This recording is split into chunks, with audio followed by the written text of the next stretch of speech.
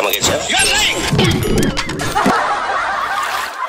Tama si Harry Roque, si ex-human rights lawyer. No? Ang mali lang ay sinabi kasi niya noon, ito ay labanan sa puwersa ng kadiliman at puwersa ng kasamaan. Ang mali lang niya ay nagsama yung dalawa. Sa mga Duterte, no? Masama na, madilim pa. No? Yung ba ang gusto mong manahin ng ating mga anak at ng ating mga apo? Medyo mahiya naman tayo. Kung hindi tayo mahiya para sa ating sarili, mahiya naman tayo para sa susunod na henerasyon. Katulad din ng mga latest statement ni Vice President Sara. Ay, oo. No? Oo, di ba? Yung narinig mo yung kanyang press con? Oo, diba? unahin na natin. Pag-usapan natin yun. Ano ba yung mga, ano niya, mga binanggit niya ngayon? Sabi niya ay, hindi ako pro any country. No? Ang last time kasi na-check ako, yung Pilipinas ay isa ring country. Mm-hmm. No? Pero ang tawag ko dyan, hindi lang slip. No? Yep. Ang tawag ko dyan, yan talaga yung kanyang character. Yan talaga yung kanyang katauhan. Hindi siya loyal sa ating country. Mm-hmm. Mas loyal siya doon sa tumutulong sa kanya. Yung nagbabayad. Na sinasakop yung ating bansa. Mm-hmm. No? Kaya medyo revealing yung kanyang statement na yon. Baka yung iba ang tingin, ay, statement lang naman yon. Reflective yon ng kanyang katauhan. At reflective yon doon sa kanyang gagawin pag sila ay nakabalik sa kapangyarihan. Yeah. I do not serve I do not serve any country. No? Yung kanyang political life ay sum up mo doon. Dahil talaga namang hindi siya naglilingkod sa ating country. Yun. At saka hindi lang yun. Talagang alam mo, kahit na ako nung narinig ko ngayon, nagulat ako because ako, sinasabi ko palagi sa mga ginagawa natin dito. Ginagawa ko to para sa Pilipinas. Kaya tayo nagsasalita, bumabati ko sa ating mga politiko para sa Pilipinas. Kaya nagulat ako na hindi niya naisip yun. Tulad ng sabi mo nga, tingin ko kasi, hindi talaga yun ang nasa isip niya.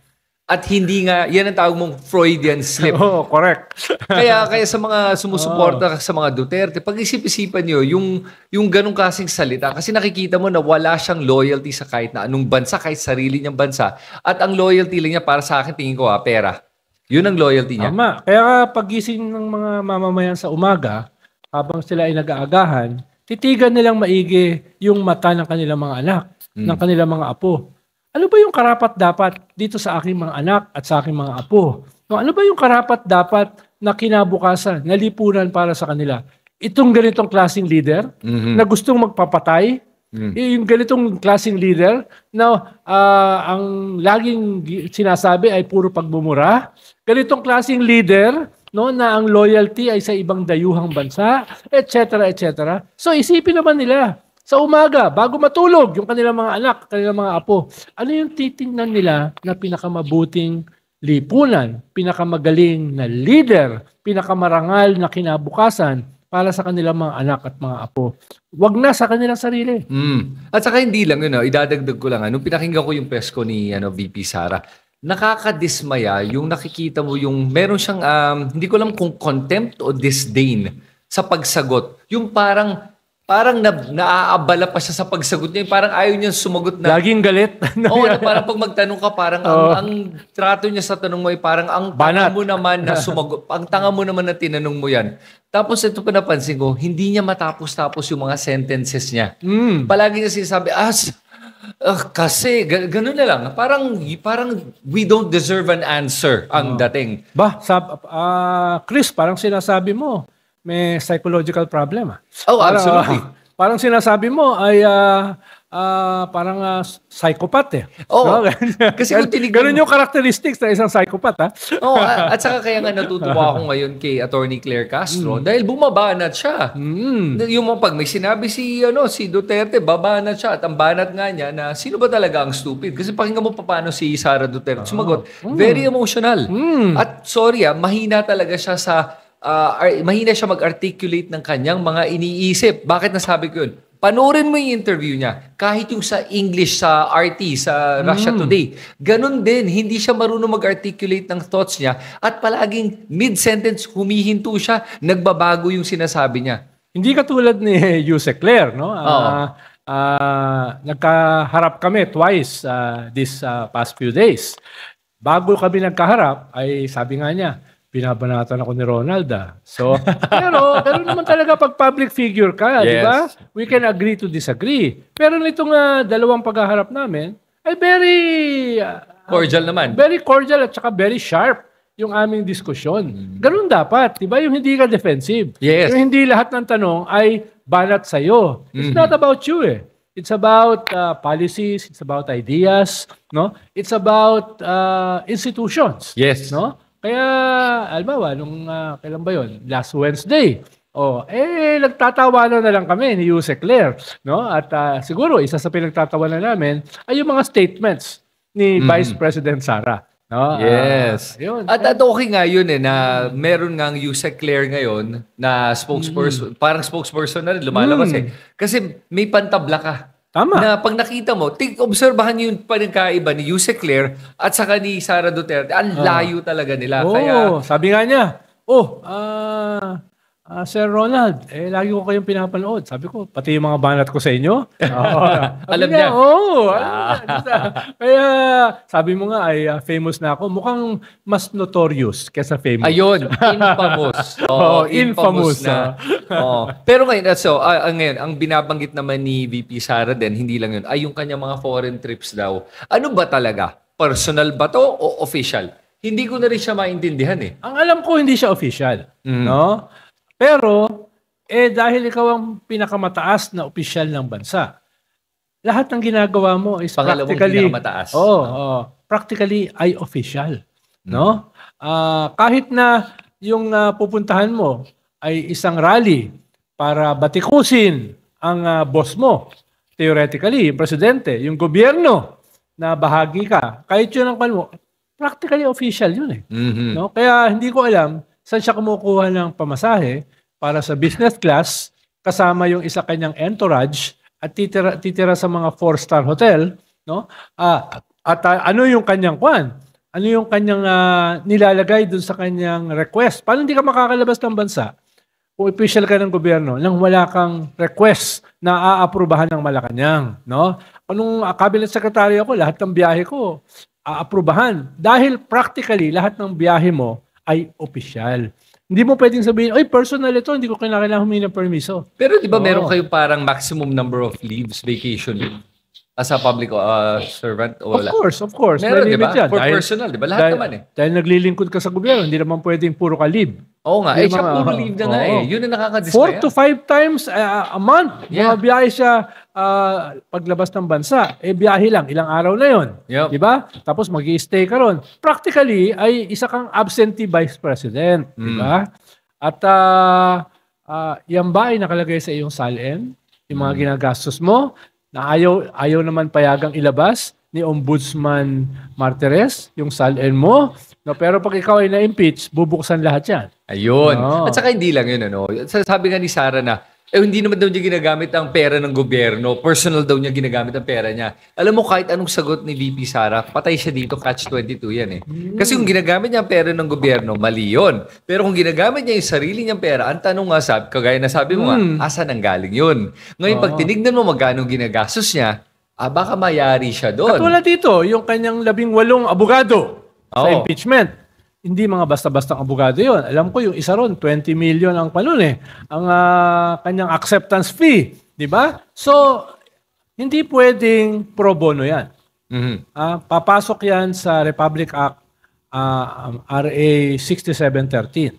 Yung Code of Conduct ng mga government officials na kung merong mga individual na magbibigay ng libreng serbisyo, yan ay corruption. Dahil influence peddling yan. Kung meron namang mga pribadong individual na popondohan yung mga abogado mo, illegal din yon. No? Illegal din yon. Pwede kang makulong nun. Pwede lang yan kung sarili mong gastos. Kung sarili mong gastos sa RA 6713, pwede yan. Pero kailangan mo ipaliwanag. Kung ang bayad mo sa mga abogado ay mga 30 million, nasa SALN mo ba yan? No? Hindi yan basta-basta. Magkano binabayad nyo doon sa abogado ni Digong na nag-file for indigency sa ICC? At nung narinig mo last year, nung nagsalita sa Congress, ang sabi niya, wala siyang pamasahe. Oo nga. Mula Davao, papunta ng Manila. So, yan ba ay nagre-reflect sa inyong mga salin? Buti na lang, patapos na yung term ni Ombudsman Martirez sa Agosto. No? Baka mabago na yung policy sa salin. Pero yung policy, pwede lang makuha yung salin mo pag papayagan mo. Alam mo, interesting lahat kasi ng government officials are required to have their salin public, right? Yes. Pero for the first time, sa panahon ni Digong, na hindi pinayagan yung kay Duterte lang at sa pamilya lang niya. Oo. Pero lahat nagpapakita ng salin. Yes, pero ngayon, lahat ng government officials ay pwede lamang ilabas ang salin with their permission. Yun na ba yung bagong... yun. Hindi naman tayo ganun katalino, pero hindi naman tayo ganun kabobo, di ba? Pero yan yung ibig sabihin ng nangyayari ngayon. No? Kumagastos ka ng ganitong milyones sa iyong mga abogado, sa abogado ng iyong tatay. Saan ang galing yan? Inuuli, asirahay mo nga, catch-22. Pag yan ay pro bono, illegal yon. Pag yan ay kontribusyon ng isang pribadong individual, illegal yon.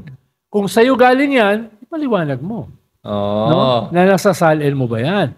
Dahil kung hindi, illegal yon. Yun. So yun ang kinatatakutan talaga ni VP Sara. You think at the end of the day, ito na yun, yung salin kasi. Yes. Yung bank records, more than anything. Yes. Wala siyang pakin sa mga ibang mga charges except yun. Yes. Kaya, gagawin nila lahat, tooth and nail, para hindi matuloy ang impeachment. Para manip in the bud. Dahil kung matutuloy ang impeachment, kahit ipagpalagay na confident sila that they have the numbers to acquit, the very process of impeachment, lalabas yung ebidensya. Mabubuksan yung kanyang mga bank accounts. Totoo ba yung sinasabi ni Senator Trillanes na daang-daang milyon dyan ay galing sa mga drug lords at pogo lords? Lalabas yun. Kahit withdraw mo na yon, makikita yung paper trail. No? May resibo yan. Ikalawa, yung mga sinasabi ng COA na notice of disallowance, lalabas yan. At bakit binigyan ng notice of disallowance? No? Ang Office of the Vice President at ang DepEd nung panahon niya na siya ang head.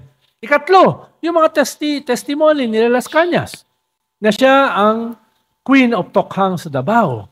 Lalabas yan. No? At kung lalabas yan, baka isama siya ng ICC dun sa kanilang pasunod na international warrant. So, ang mahalaga rito, more than the decision, which is still very important, ang mahalaga rito, yung process ng impeachment kung saan lalabas ang mga ebidensya at saka testigo. Sinong senador ang mag-a-acquit kung lalabas na talagang may connection siya sa drug lords? Kung may connection siya sa pagpatay extrajudicially? Kung meron siyang massive corruption cases?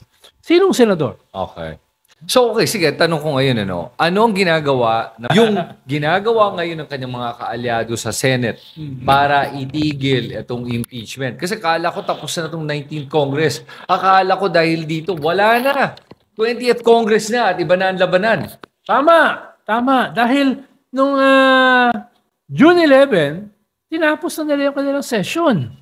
Dahil ang ending kasi dapat technically ng kanilang session sa June 13. Yun ang nakalagay sa kanilang calendar. Okay. At nagreklamo yung minority, bakit after nung forthwith, after nyo patagalin yung impeachment court, yung pag-convene ng impeachment court, pagkatapos yung patagalin, ay nireset nyo uli from June 2 to June 11. So nag-react na yung minority. Ang sabi nila, hindi, gawin na natin ngayon, June 9.